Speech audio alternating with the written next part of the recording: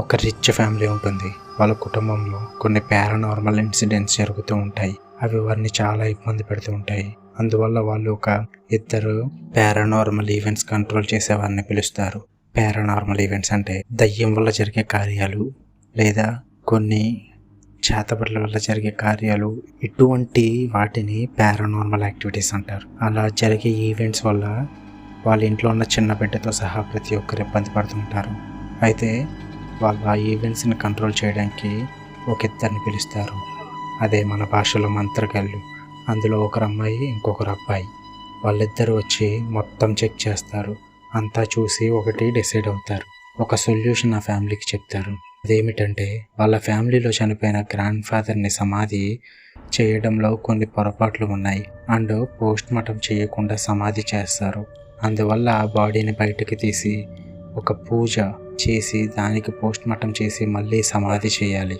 అప్పుడే ఈ ప్రాబ్లమ్స్ అన్నీ సాల్వ్ అవుతాయని అంటారు. అయితే ఆ రిచ్ మ్యాన్ అందుకు ఒప్పుకుంటాడు. కానీ చనిపోయిన పర్సన్ వల్ల ఓల్డ్ ఏజ్ వైఫ్ ఇంకా బ్రతికే ఉండడం వల్ల తనని ఒప్పించి ఈ పని స్టార్ట్ చేస్తారు. ఆవిడ ఈ మాట విన్నప్పుడు కొంచెం భయపడుద్ది, కానీ సరే అని ఒప్పుకుంటుంది. అయితే ఈ సమాధి ఓపెన్ చేసి డెడ్ బాడీని బయటికి తీయడానికి వాళ్ళు వేరొక ఇద్దరిని ఏర్పాటు చేసుకుంటారు. వాళ్ళు ఇలాంటి పనులు చేయటంలో ఆరితేరిన వారు, చాలా ఎక్స్పీరియన్స్ పర్సన్స్. అయితే అందరూ ఆ సమాధి చూడడానికి వెళ్తారు. అది ఒక నిర్మానుష్యమైన ఒక కొండ మీద అడవిలో ఉంటుంది. అక్కడికి వెళ్ళాక అక్కడి పరిసరాలు చూసి అందరూ కొంచెం భయపడతారు. అయితే అంతా సిద్ధమయ్యాక వాళ్ళు సమాధి ఓపెన్ చేయడానికి సిద్ధపడతారు. ఆ అమ్మాయి తన దుస్తులు మార్చి కొన్ని ఏర్పాట్లు చేస్తారు. అవి ఏమిటంటే పూజకి కావలసిన 4 పందులు చనిపోయినవి ఒక పాట పాడుతూ ఆ పని చేయాల్సి ఉంటుంది. అందుకు కావలసిన సామాగ్రి తెచ్చుకుంటారు. అన్నీ ఏర్పాటు చేసుకుని వెళ్ళి పూజ స్టార్ట్ చేస్తారు. సమాధి ఓపెన్ చేయడానికి వచ్చిన వారు వీళ్ళు పాట పూర్తి అయ్యే ముందు ఓపెన్ చేయమని చెప్పటం ద్వారా పనులు మొదలవుతాయి. కాసేపటికి సమాధి ఓపెన్ చేస్తారు. పూజ మొత్తం పూర్తి చేసుకుని ఆ సమాధిలో ఉన్న బాక్స్ని బయటికి తీసి పెద్ద కారులో పెట్టి వాళ్ళు దాన్ని పోస్ట్ మార్టంకు తీసుకెళ్తారు. అందరూ వెళ్ళిపోతున్న టైంలో సమాధి క్లోజ్ చేస్తున్న వాళ్ళు దగ్గర ఆ మట్టిలోంచి ఒక విచిత్రమైన ఆకారంలో ఉన్న ఒక పాము ఒకటి బయటకు వస్తుంది. అది చూసి భయపడిన వాళ్ళు దాన్ని పేక మీద కట్ చేసేస్తారు. అది వెంటనే ఒక మనిషి అరిచినట్టు కేక పెట్టి చనిపోద్ది. అది దూరం నుంచి ఉన్న మంత్రగత్తెకి అనుమానం వస్తుంది, కానీ పెద్దగా పట్టించుకోదు. ఆ బాక్స్ బయటికి తీసి వెళ్తుండగా క్లైమేట్ మొత్తం మబ్బు పెట్టేసి వర్షం కురవడం స్టార్ట్ అవుద్ది. అయితే వర్షం పడే టైంలో పోస్ట్ మార్టం చెయ్యరు. అందువల్ల ఆ బాడీ నైట్కి హాస్పిటల్లోంచి మార్నింగ్ వర్క్ చేయిద్దాం అనుకుంటారు. అందుకని నైట్ ఆ బాడీని హాస్పిటల్లో ఒక వ్యక్తి దగ్గర ఉంచి వెళ్తారు. ఆ వ్యక్తికి మరీ చెప్తారు ఆ బాక్స్ని ఓపెన్ చేయవద్దని చెప్పి. సమాధి ఓపెన్ చేసిన వాళ్ళు అలా చెప్పారు. ఆ విషయం ఆ మంత్రగతికి కాల్ చేసి చెప్తారు. అయితే వాళ్ళు ఎలా అంటారు, ఆ బాక్స్ ఎవరు ఓపెన్ చేయకూడదు, మేము చెప్పేదాకా చేస్తే చాలా ప్రమాదం అంటారు. మేము బయలుదేరుతున్నాం హాస్పిటల్కి, నైట్ మేము అక్కడే ఉంటామని అంటారు. కాకపోతే వాళ్ళు వెళ్ళేసరికి అక్కడ ఉన్న మోర్చరీ ఇన్ఛార్జ్ ఆ బాక్స్ని ఆతృతగా ఓపెన్ చేసేస్తాడు. అదే టైంకి ఆ మంత్రగత్తె వాళ్ళు డోర్ దగ్గరికి వస్తారు. బాక్స్ ఓపెన్ అయిన మరుక్షణం అందులోంచి ఒక ఆత్మ బయటికి వెళ్తుంది. అలా బయటికి వెళ్ళటం ఆ మంత్రగత్తె అయిన అమ్మాయికి తెలుస్తుంది. ఆ ఆత్మ ఖచ్చితంగా వాళ్ళ ఫ్యామిలీ ఉన్న ఇంటికే వెళ్ళి ఉంటుందని, వాళ్ళు ప్రమాదంలో ఉన్నారని తెలుసుకుని అక్కడికి బయలుదేరుద్ది. ఈ గ్యాప్లోనే ఆ ఆత్మ ఫ్యామిలీ ఉన్న హౌస్కి చేరుకుంటుంది. ఆ హౌస్లో ఆ టైంకి ఆ ఆత్మ కొడుకు అండ్ కొడుకు యొక్క భార్య ఉంటారు. కొడుకుకి కాళ్ళు పని చేయవు. వీల్ చైర్లో ఉండి మిర్రర్లోంచి బయటకు చూస్తూ ఉంటాడు. ఆత్మ అక్కడికి రాగానే బయట ఉన్న దాన్ని చూసి అక్కడ వీల్ చైర్లో ఉన్న అతను నాన్న అని పిలుస్తాడు. లోపల తన వైఫ్ టీవీ చూస్తూ డ్యాన్స్ చేస్తూ ఉంటుంది. ఆ ఆత్మ లోపలికి వెళ్ళి ఆ వైఫ్ని చంపేస్తుంది. తర్వాత అక్కడి నుంచి తన మనవడి దగ్గరికి వెళ్తుంది. ఈలోపు మంత్రగత్తె ఆ రిచ్ మ్యాన్ ఉన్న ప్లేస్కి వెళ్తుండగా కాల్ చేసి బాక్స్లో ఆత్మ తప్పించుకుంది, మీరు జాగ్రత్త అని చెప్తుంది. అప్పటికే ఆ ఆత్మ వచ్చేస్తుంది. దాన్ని చూసి రిచ్ మ్యాన్ అలా ఉండిపోతాడు. ఈలోపు ఆమె ఎక్కడికి వస్తుంది, తన కళ్ళ ముందే ఆ ఆత్మ తన మనవడి హెడ్ని రివర్స్ తిప్పేస్తుంది. వెంటనే అక్కడి నుంచి వెళ్ళిపోద్ది. అక్కడి నుంచి ఆ ఆత్మ తన ముని మనవడిని చంపడానికి వెళ్తుంది. వాళ్ళు వెంటనే ఆ సంబంధితమైన ఆ ఎక్స్పీరియన్స్ పర్సన్స్ అయిన ముసలి వాళ్ళకి చెప్తారు, ఇక్కడ ఇలా జరిగింది, వెంటనే ఆ సమాధి దగ్గరికి వెళ్ళి మొత్తం చెక్ చేయండి అని. ఈలోపు ఈ మంత్రగత్తె అంటే తన అసిస్టెంట్ కలిపి ఒక పూజ ఏర్పాటు చేసి ప్రస్తుతం బయట తిరుగుతున్న ఆత్మని కట్టుదిట్టం చేసి తన మునిమనవాన్ని చంపే టైంకి ఆత్మని అదుపు చేస్తారు. కానీ ఇది ఇలా ఉండగా మరొక సీన్కి వచ్చేస్తే ఆ సమాధి ఎక్స్పర్ట్ అయిన అతను వెంటనే ఆ సమాధి దగ్గరికి వెళ్ళి మొత్తం చెక్ చేస్తాడు, కానీ ఏమీ తెలియదు. అయితే తర్వాత ఆ సమాధి తవ్విన కూలీ వాళ్ళ దగ్గరికి వెళ్తే అందులో ఒకడి అది తవ్వినప్పటి నుంచి ఇంట్లోంచి బయటికి రాకుండా ఎవరికి కనిపించకుండా ఉంటాడు. వాడి దగ్గరికి వెళ్తాడు ఈ ఎక్స్పర్ట్ పర్సన్. అయితే వాడు చాలా భయపడుతూ ఇంట్లోనే ఉంటాడు. అతని కళ్ళు చాలా ఎర్రగా మారిపోతాయి. వాడు ఎటు చూసినా ఆ చనిపోయిన పామునే కనిపిస్తూ ఉంటుంది. తను పక్కకు చూసినా ఎదురు చూసినా తన కాళ్ళ మీద కూడా ఆ పాము పాకుతూ తిరుగుతున్నట్టు కనిపిస్తుంది. అప్పుడు ఆ కూలివాడు ఆ ఎక్స్పర్ట్తో ఇలా అంటాడు, ఆ సమాధిలో ఏదో ఉంది, చాలా జాగ్రత్త మీరు అని చెప్పి జరిగిందంతా చెప్తాడు. వెంటనే ఆ ఎక్స్పర్ట్ అక్కడి నుంచి ఆ సమాధి చోటకి వెళ్ళి సాయంత్రం టైంలో ఆ గొయ్యి లోపలికి దిగి తవ్వటం స్టార్ట్ చేస్తాడు. అలా తవ్వుతుండగా ఒక బాక్స్ కనపడుద్ది. మళ్ళీ ఏంటి ఇంకో బాక్స్ ఉందని చెక్ చేస్తే అది చాలా లోపలికి నిలువుగా పాతిపెట్టి ఉంటుంది.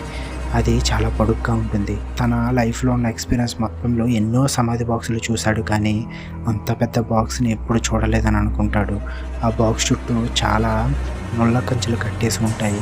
ఆ బాక్స్ని ఎక్కువ స్పేస్ ఉన్న కారులో ఎక్కించుకుని తీసుకెళ్తాడు. దారిలో నైట్ కావడంతో ఒక ఊరు లాగుతాడు. ఈలోపు ఇదంతా మంత్రగత్తె అండ్ తన అసిస్టెంట్ అందరికీ చెప్తాడు. వాళ్ళు నైట్ అక్కడికి వచ్చి ఆ బాక్స్ చూసి చాలా ఆశ్చర్యపోతారు. ఏంటి ఇదంత పెద్దగా ఉంది, లోపల ఎవరు ఉన్నారని చెప్పి. అయితే దాన్ని ఒక షెడ్లో పెట్టి చుట్టూ మంత్రించిన పౌడర్ చల్లుతారు, అందులో ఉన్న ఆత్మ బయటికి రాకుండా. అయితే అర్ధరాత్రి మంత్రగత్తె అసిస్టెంట్కి ఏదో తన మీద బరువుగా ఉన్నట్టు అనిపిస్తుంది. ఏంటి అని కళ్ళు తెరిచి చూస్తే తన మీద ఆ ఇంటి ఓనర్ చనిపోయి తన మీద నడుస్తున్నట్టు కనిపిస్తుంది. చూసి వెంటనే భయపడకుండా పక్కన హ్యాండ్తో మంత్రం చదువుకొని ధైర్యంగా మళ్ళీ కళ్ళు తెరిచి చూస్తే ఏముండదు.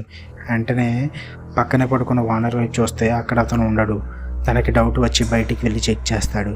వెళ్ళే దారిలో పందుల షెడ్లోంచి కొన్ని సౌండ్లు వస్తూ ఉంటాయి. అటు వెళ్ళి డోర్ దగ్గర నుంచి లోపలికి చూస్తే ఆ ఓనర్ని ఒకరు చంపేస్తూ ఉంటారు. నువ్వు నా సోల్జర్ కాదు, ఎవడు నువ్వు అన్న మాటలు వినిపిస్తుంటాయి. అతని నీడ అని చూసి ఇతడు చాలా భయపడతాడు, ఎందుకంటే ఆ నీడ చాలా పెద్దగా ఉంటుంది. వెంటనే పరిగెత్తుకుని వెళ్ళి ఆ మంత్రగత్తె నిద్రలేపి మొత్తం చెప్తాడు. తను వెంటనే షెడ్లోకి వెళ్ళి చెక్ చేస్తే ఆ బాక్స్ పగిలిపోయి ఉంటుంది. ఇంత రక్షణ వేసినా ఎలా బయటకు వచ్చి దెయ్యమని చూస్తే పైన రూఫ్ పగిలిపోయి ఉంటుంది. అప్పుడు తనకు అర్థమవుతుంది అది రూఫ్ని పక్కలో కొట్టుకుని వెళ్ళాడు అని. అయితే అదే టైంకి బయట నుంచి ఎవరో నడుస్తూ వస్తున్న శబ్దం వినిపిస్తుంది. అదే ఆ దయ్యం. మంత్రగత్తె పారిపోకుండా అక్కడే మోకాలు వేసి ఉంటుంది. వాడు వచ్చి ఎవరు నువ్వు అని అడిగితే తను రివర్స్లో నేను మీ సైన్యాధిపతిని అని అంటది. ఓ అవునా, అయితే లోపల ఆ బాక్స్లో నా హెల్మెట్ ఉంది, ఇవ్వు అని అంటాడు. కానీ తను ఇవ్వదు, భయపడుద్ది. వెంటనే వాడికి అర్థమైపోద్ది. అక్కడ నుంచి బయటికి పారిపోద్ది. బయటికి రాగానే ఆ దయ్యాన్ని చూస్తుంది. చూసి భయపడుద్ది. చాలా పొడుగ్గా బాడీ మొత్తం కవచంతో విచిత్రమైన ఆకారంలో చాలా క్రూరంగా ఉంటాడు వాడు. వాడిని చూసి భయంతో ఏం చేయలేక అలా ఉండిపోద్ది. వాడు తనని చంపటానికి వస్తుంటాడు. అయితే తన అసిస్టెంట్ వచ్చి వాడిని ఆపితే ఆ దయ్యం అసిస్టెంట్ని తన చేతితో కడుపులో పొడి చేస్తాడు. మళ్ళీ తిరిగి తన మీద వెళ్తుండగా ఒక ఇన్సిడెంట్ జరిగి ఆ దయ్యం ఒక మండుతున్న జ్వాలలా మారి గాల్లోకి ఎగిరి అక్కడి నుంచి సమాధి ఉన్న చోటికి వెళ్ళిపోద్ది. అప్పుడు వాళ్ళకి అర్థమవుద్ది ఒక టైం అంటూ ఉంటుంది, ఆ టైంలో మాత్రమే అక్కడ ఉంటాడు, మిగతా టైం సమాధిలో ఉన్న ఒక బాడీకి కాపలా కాస్తుంటాడని. నెక్స్ట్ సీన్ వచ్చి అసలు ఇది కొన్ని ఇయర్స్ బ్యాక్ జరిగింది. ఒక కమాండర్ డెడ్ బాడీకి ప్రొటెక్షన్గా ఈ సోల్జర్ని పెడతారు. కొన్ని పూజలు అండ్ రిచువల్స్ చేసి అలా ఒక కమాండర్ డెడ్ బాడీకి ఈ పెద్ద షోల్డర్ డెడ్ బాడీని కాపలా పెడతారు. అదే ప్లేస్ దగ్గర ఈ రిచ్ మ్యాన్ యొక్క గ్రాండ్ ఫాదర్ని కూడా పాతి పెట్టడం వల్ల ఇన్ని సమస్యలు ఏర్పడతాయి. ఇక వాళ్ళు ఎలా అయినా ఈ ఆత్మని నాశనం చేయాలని దానికోసం ఏం చేయాలో అవన్నీ కనుక్కుంటారు. అందులో ఎలా ఉంటుంది, ఒక ఐరన్ థ్రోన్ ఉంటుంది, దానితో అంతం చేస్తేనే వాడు అంతం అవుతాడు అని ఉంటుంది. అయితే ఆ ఎక్స్పర్ట్ అండ్ మంత్రగత్తె కలిపి ఒక ప్లాన్ వేస్తారు. అదేమిటంటే మంత్రగత్తె ఏమో ఈ సోల్జర్ ఆత్మని వాడికి కాపాడకుండా దూరంగా తీసుకెళ్ళి మాటల్లో పెడతా ఈలోపు ఆ ఐరన్ థ్రోన్ని వెతకండి అని అన్నట్టుగా ప్లాన్ చేసింది వర్కౌట్ అవ్వద్ది. కానీ ఎక్స్పర్ట్ ఎంత వెతికినా అక్కడ ఏమీ కత్తి ఉండదు. సోల్జర్ మాట్లాడుతున్న మంత్రగత్తె ఆమె తన వాళ్ళు కాదు అని తెలుసుకుని అక్కడి నుంచి ఫాస్ట్గా సమాధి ఉన్న చోటుకి వచ్చేస్తాడు ఆ ఆత్మ. అక్కడ అప్పటికే ఎక్స్పర్ట్ అందులో ఉండడంతో ఆ సోల్జర్ వచ్చి ఎక్స్పర్ట్ని చేతితో పొడుస్తాడు. అలా పొడిచిన వెంటనే అందరూ చూసి భయపడతారు. కానీ ఎక్స్పర్ట్కి అప్పుడే కొన్ని విషయాలు గుర్తుకొస్తాయి. అసలు ఐరన్ థ్రోన్ అనేది కత్తి కాదు. తను చదివిన డాక్యుమెంట్స్లో అండ్ స్టోరీస్ ప్రకారం అది జస్ట్ చెక్కతో చేసింది. చెక్కది దేనితో అయినా వాడు అంతమవుతాడు. వెంటనే పక్కన ఉన్న కర్ర తీసుకుని ఆ సోల్జర్ బాడీని నరుకుతాడు. అలా చేయగానే చాలా సులువుగా ఒక కత్తితో తెగినట్టుగా ఆ సోల్జర్ బాడీ ముక్కలైపోతుంది.